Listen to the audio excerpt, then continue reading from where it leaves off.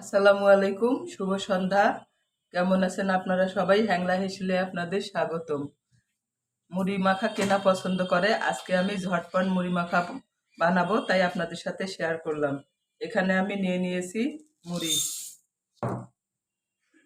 দিয়ে দিলাম ছোলা, সামান্য চানাচুর দিয়ে দিব।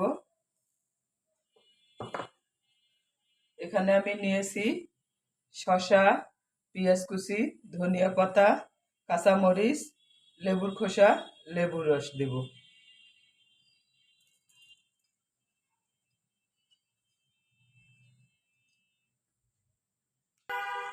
এখানে একটু বিট লবণ, মরিচ, সাধারণ লবণ দিয়ে মাখানো আছে, তাই দিয়ে দিলাম। তেল দিয়ে দিলাম, সরিষার তেল দিয়ে দিলাম, একটুখানি লেবু রস।